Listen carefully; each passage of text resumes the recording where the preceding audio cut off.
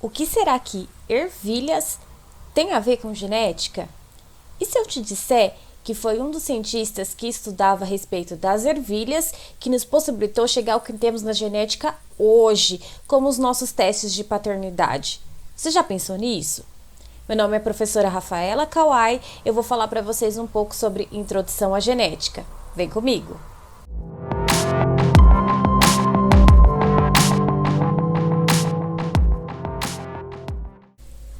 Bem-vindo à nossa aula sobre introdução à genética. E a primeira pergunta é: o que é a genética? A genética é um ramo da biologia que é responsável por estudar o que nós chamamos de herança biológica ou herança dos genes. E nós utilizamos um termo chamado hereditariedade. E o que é a hereditariedade? Nada mais é do que aquelas características que são passadas dos seus pais para os seus filhos, como a cor dos olhos, a cor do cabelo, o tom da pele. A essas características nós chamamos de características hereditárias ou hereditariedade. Mas para que a genética foi inventada e por quem? O primeiro cientista a utilizar o termo genética foi William Bateson. Ele viveu em 1861 e 1926. Ele era um biólogo inglês e utilizou o termo genética em 1908 para descrever o que ele chamava de ciências dos genes. E ele utilizou uma palavra grega, geno, que significa fazer nascer, para descrever a ciência dos genes que estava em seus estudos sobre hereditariedade. Mas se a gente for pensar na genética, quando que ela foi realmente desenvolvida? A descoberta da genética ocorreu praticamente ontem, se nós formos pensar que a Terra existe há bilhões de anos. E a genética só começou a ser desenvolvida no final do século XIX e início do século XX. E o seu desenvolvimento só foi possível com os avanços tecnológicos da sociedade. Então, os avanços tecnológicos da nossa sociedade possibilitou que a gente comprovasse as teorias que foram desenvolvidas no final do século XIX, como as teorias de Mendel e as teorias de Darwin, e fizesse nós avançarmos até o que nós conhecemos hoje a respeito da genética, que é uma ciência que ainda vem sendo desenvolvida ano a ano. Mas nos dias de hoje, para que eu uso a genética? O que é importante no meu dia a dia? Se a gente for pensar na pandemia de Covid-19, nós tivemos o desenvolvimento de vacinas a partir de RNA, que é genética. Além disso, nós temos os exames de sangue. Os exames de sangue são importantes para quando a gente vai fazer uma doação de sangue ou uma doação de órgãos. E o nosso tipo sanguíneo, ele é definido geneticamente. Outro ponto importante são os medicamentos. Existem alguns medicamentos que são desenvolvidos por meio da genética, como a produção de alguns hormônios por meio de micro-organismos que são modificados geneticamente para produzir esses hormônios em larga escala. Nós também temos doenças. Existem algumas doenças que elas são doenças hereditárias, são doenças genéticas, então elas são passadas dos seus pais para os seus filhos. O diagnóstico dessas doenças e tratamentos de algumas doenças genéticas são feitos por meio da própria genética. E nós temos também um avanço nos testes. Os testes que nós temos hoje de paternidade e maternidade foram desenvolvidos de acordo com os avanços da genética e eles nos possibilitam identificar quem são os pais de um determinado indivíduo. Além disso, esses testes de comparação de DNA possibilitou o avanço do que nós chamamos de ciência forense, que é quando a gente tem o DNA de um indivíduo e a gente compara o DNA desse indivíduo com o DNA suspeito para a gente saber se aquela pessoa foi quem cometeu um determinado crime.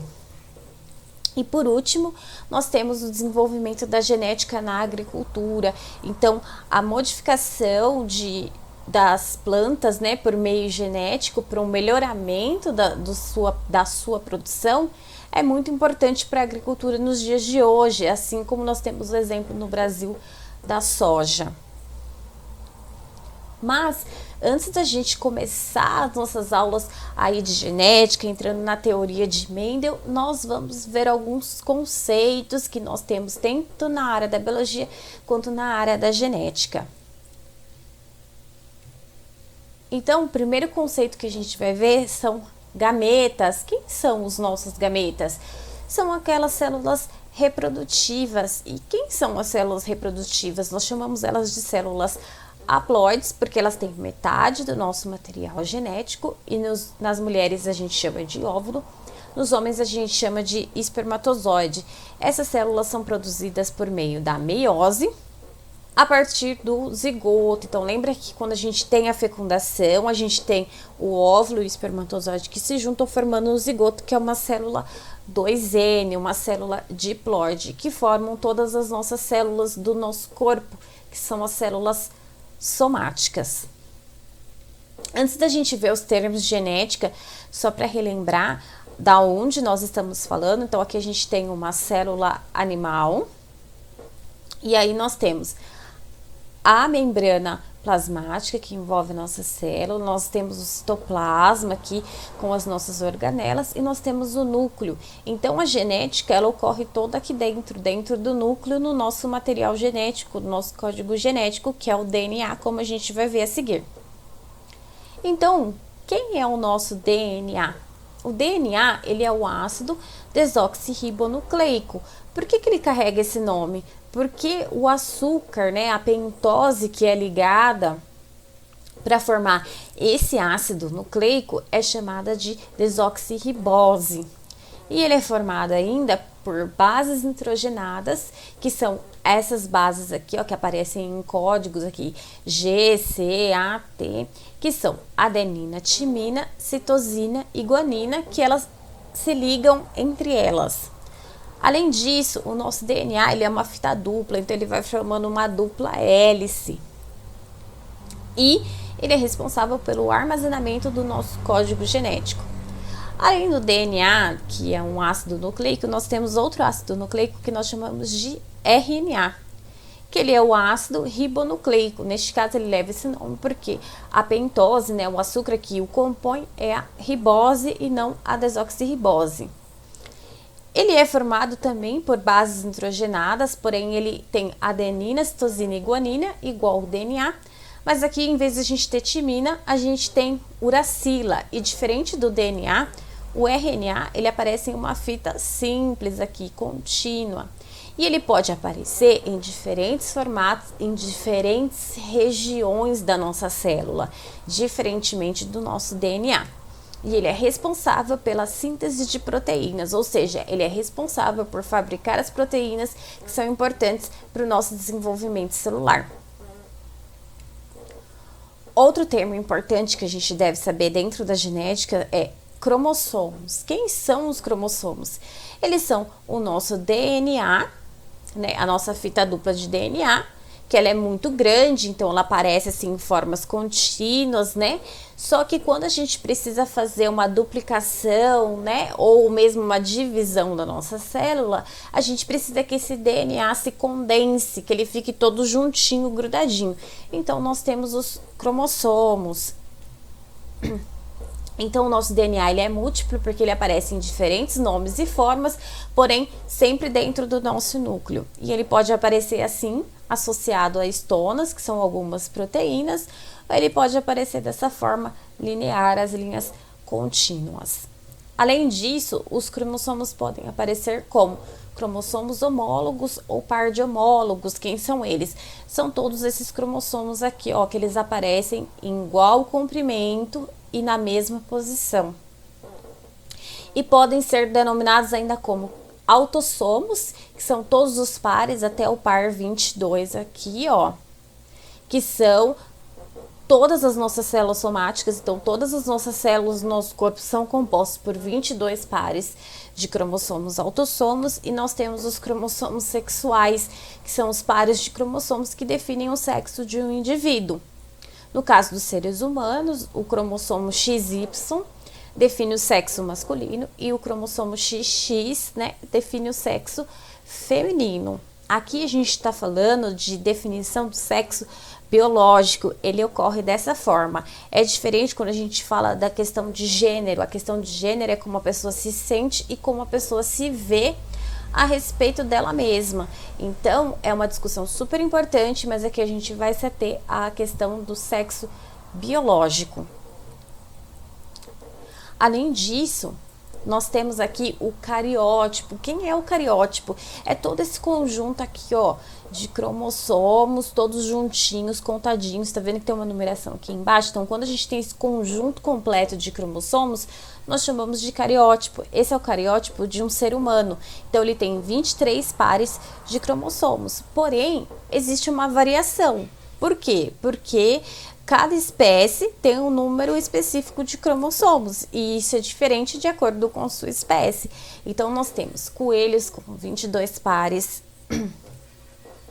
galinhas com 39 pares e abelhas com 16 pares. Lembrando que a quantidade de cromossomos, ela não se aplica à complexidade de um indivíduo. Então, nós temos indivíduos bem complexos que têm menos pares de cromossomos. Então, os pares de cromossomos não têm relação com a complexibilidade de um indivíduo.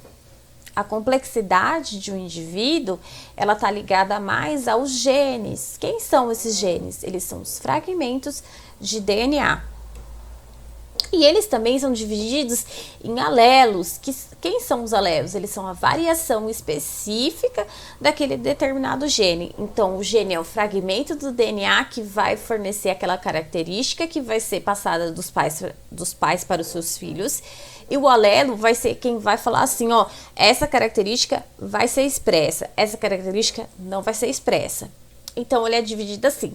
Onde eles estão? Nos cromossomos. Então, em cromossomos homólogos, os alelos, eles ocupam a mesma posição. Então, eles estão sempre no mesmo loco gênico aqui, ó. Você pode ver que é sempre igual, é a mesma coisa. Nunca é diferente quando nós falamos de cromossomos homólogos.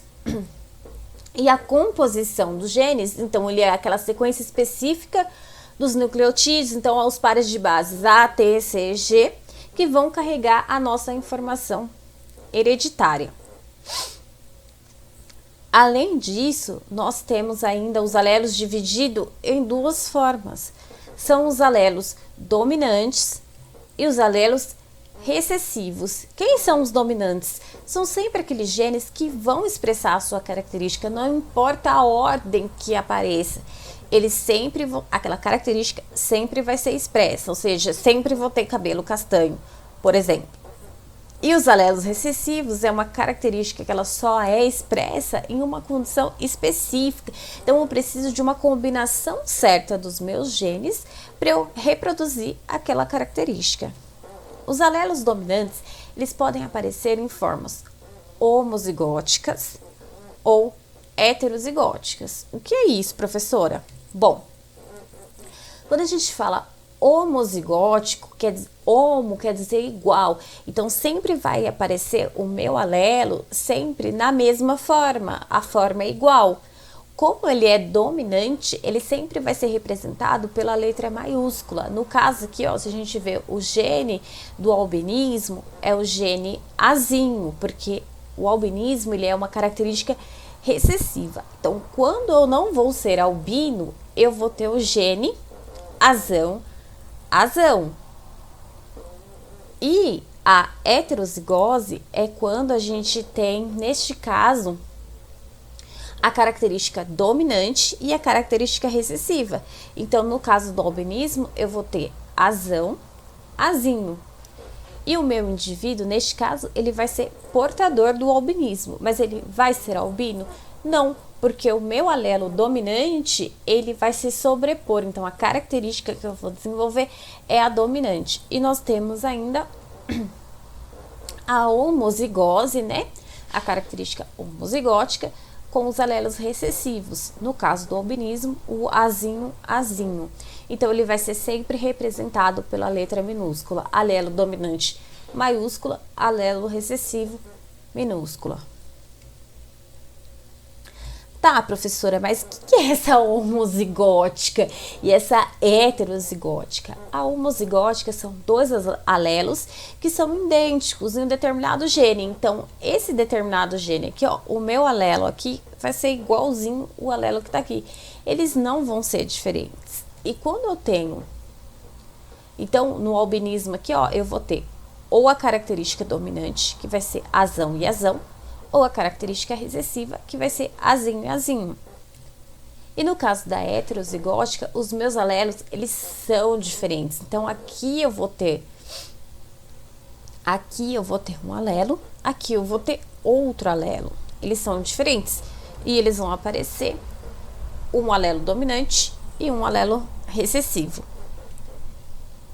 E por fim, o que a gente vai ver na próxima aula, dois termos importantíssimos dentro da genética, é o termo fenótipo, que são aquelas características físicas e fisiológicas. Então, física, a nossa aparência, a cor do cabelo, no caso aqui a cor da ervilha, e fisiológica, o funcionamento daquele organismo, né? Como que aquele organismo funciona.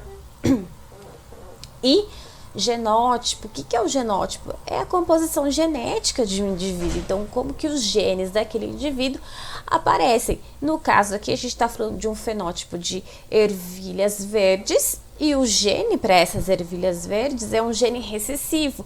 Então, o genótipo dele vai aparecer aqui como Vzinho, certo? Esses são alguns termos aí na nossa aula de introdução à genética. Espero que vocês tenham gostado. Até a próxima aula.